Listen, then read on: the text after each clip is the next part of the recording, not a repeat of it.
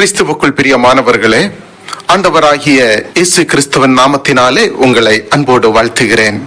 தேவ பிரசன்னம் உங்கள் அனைவரோடும் கூட இருப்பதாக. இன்றைய நாளிலும் தியானிக்கும்படியாக கொடுக்கப்பட்ட வேத வசனம் சங்கீதம் 120 அதிகாரம் 1 வசனம். என் நெருக்கத்திலே கர்த்தரை நோக்கி கூப்பிட்டேன், அவர் எனக்கு செவி கொடுத்தார்.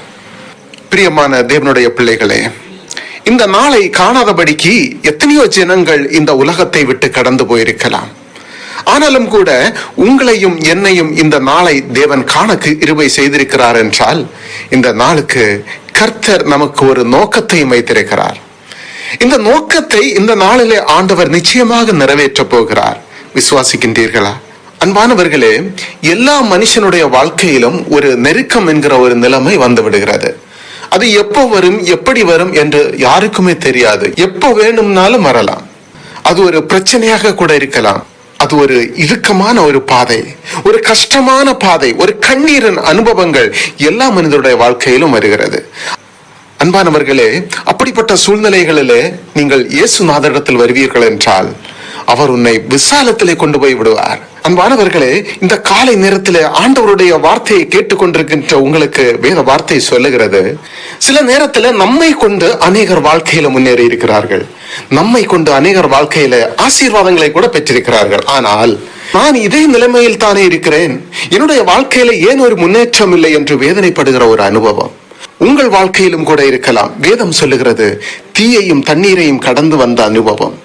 பல நேரத்தில் நம்முடைய வாழ்க்கையானது ஒரு தீக்குள்ளாக இருக்கிற ஒரு அனுபவம், வெளிச்சம் இல்லாத காட்டுக்குள் இருக்கிற அனுபவம், பல நேரத்தில் தண்ணீருக்குள்ளாக இருக்கிற அனுபவம், மனதில் பலவித குழப்பங்களோடு மனசு உடைஞ்சு நெருக்கத்தில் இருக்கிற சூழ்நிலைகள்.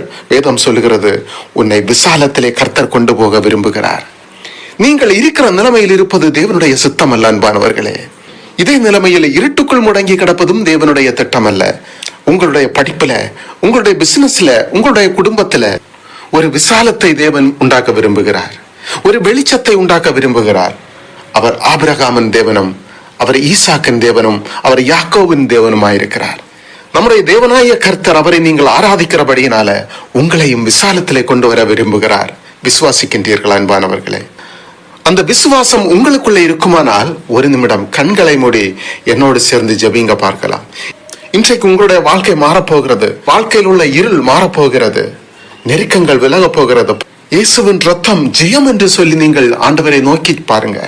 நிச்சயமாக உங்களுக்கு ஒரு விடுதலை கிடைக்கும். உங்களுடைய நெருக்கங்கள் எல்லாம் மாறிவிடும். விசுவாசத்தோடு ஆண்டவரை நோக்கி ஜெபிப்போமா? அன்பும் இரக்கமும் கிருபையும் நிறைந்த நல்ல பிதாவே, ஆண்டவரே, இதோ இந்த நாளின் காலை நேரத்திற்காக உமக்கு கோடாக்கடி ஸ்தோத்திரம். ஆண்டவரே, இந்த நாளிலும் கூட ஆண்டவரே, ஒரு அருமையான ஆசீர்வாதமான நாளை காண கிருபை செய்தீரே அப்பா, உமக்கு நன்றி தகப்பனே.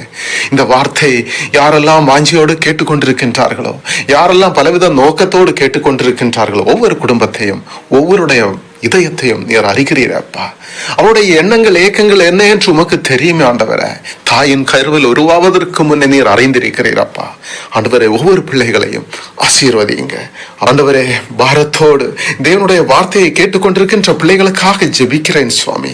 இந்த வேத வசனத்தின்படி என்னை விசாலத்திலே கொண்டு வந்து விட்டீர் என்கிற வார்த்தையின்படியாக இந்த நாளிலும் உம்முடைய பிள்ளைகளை, குடும்பங்களை அருமையானவராகிய நீர் விசாலத்திலே கொண்டு நடத்துங்க ஆண்டவரே.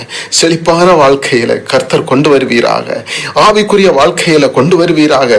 பொருளாதாரத்தில் ஒரு மாற்றத்தை கொண்டு வருவீராக. அவருடைய வாழ்க்கையில் உள்ள கட்டுகள் ஆண்டவரே, இயேசுவின் ரத்தம் ஜெயம் என்று சொல்லி ஜெபிக்கிற பிள்ளைகளை ஆசீர்வதிங்கப்பா.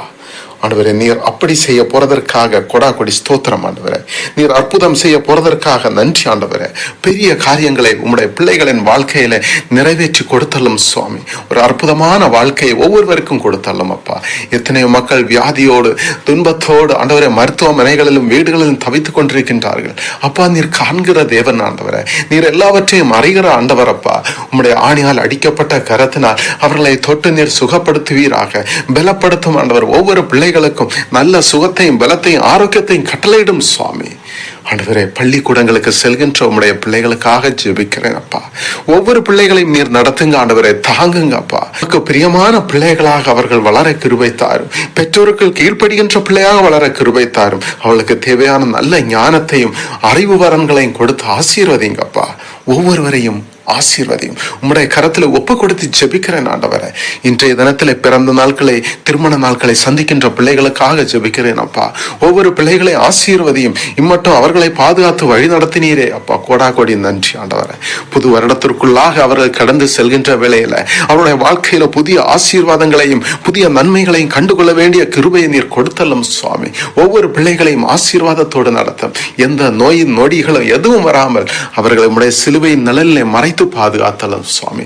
அனைவரையும் உம்மிடத்திலே ஒப்பு கொடுத்து ஜெபிக்கிறேன், தாழ்த்துகிறேன் அப்பா. குறை குற்றம் யாவற்றையும் மன்னியும். இயேசு கிறிஸ்துவின் மூலம் ஜெபிக்கிறேன் ஜீவனுள்ள நல்ல தகப்பனே. ஆமேன், ஆமேன், ஆமேன்.